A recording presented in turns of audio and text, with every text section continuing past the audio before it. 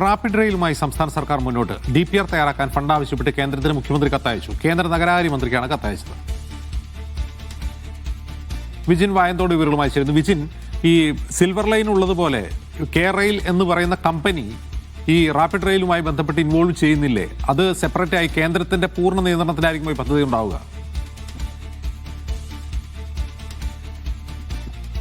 അതായത് ഈ rapid rail RRTS എന്ന് പറയുന്നത് അത് ഈ മെട്രോ റെയിൽ സ്റ്റേഷനെ കൂടി ബന്ധിപ്പിച്ചുകൊണ്ട് മുന്നോട്ട് പോകുന്ന ഒരു പദ്ധതിയാണ്.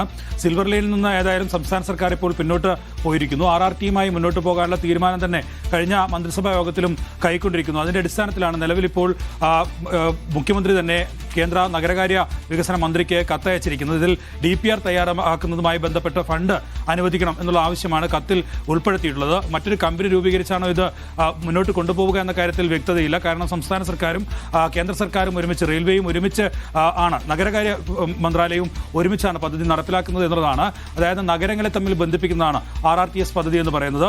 അതുമായി മുന്നോട്ട് പോവുക. ഒപ്പം തന്നെ നിലവിൽ ഇപ്പോൾ കൊച്ചി മെട്രോ ഉണ്ട്. അതിനുശേഷം തിരുവനന്തപുരത്തും ഒപ്പം തന്നെ കോഴിക്കോടുമായി മെട്രോ നിർമ്മാണവുമായി ബന്ധപ്പെട്ട പ്രവൃത്തികളൊക്കെ ആരംഭിച്ചു കഴിഞ്ഞിട്ടുണ്ട്. തിരുവനന്തപുരത്ത് DPRുമായി ബന്ധപ്പെട്ട കാര്യങ്ങളൊക്കെ ആരംഭിച്ചു കഴിഞ്ഞിട്ടുണ്ട്. കോഴിക്കോട് കൂടി മെട്രോ റെയിൽ വരുന്നതോടുകൂടി അതിനെ കൂടി കണക്ട് ചെയ്ത് അങ്ങനെ കേരളത്തിലെ പ്രധാനപ്പെട്ട തിരുവനന്തപുരം ഒപ്പം തന്നെ കൊച്ചി, കോഴിക്കോട് നഗരങ്ങളെ ബന്ധിപ്പിച്ചുള്ള RRT പദ്ധതിക്കാണ് നിലവിൽ സംസ്ഥാന സർക്കാർ രൂപം നൽകിയിരിക്കുന്നത്.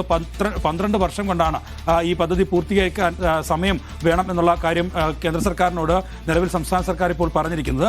1,92 കോടി രൂപയാണ് ഇതിന് ചെലവായി വരുന്നത്. ഒപ്പം തന്നെ ആദ്യത്തെ 3 വർഷം കൊണ്ട് ആദ്യത്തെ പദ്ധതി പൂർത്തിയാക്കാനൊക്കെയാണ് ഉള്ള തീരുമാനം നിലവിൽ എടുത്തിട്ടുള്ളത്. ഇതിനായി 100 കോടി രൂപ പ്രാരംഭ പ്രവർത്തനങ്ങൾക്കായൊക്കെ കഴിഞ്ഞ ബജറ്റിൽ തന്നെ നീക്കിയിരിപ്പ് ഉണ്ടായിട്ടുണ്ട്. എന്തായാലും ഇതിന് DPR തയ്യാറാക്കുന്നതുമായി ബന്ധപ്പെട്ട് ഫണ്ട് അനുവദിക്കണം എന്നാവശ്യപ്പെട്ടാണ് ഇപ്പോൾ മുഖ്യമന്ത്രി കത്ത് നൽകിയിരിക്കുന്നത്.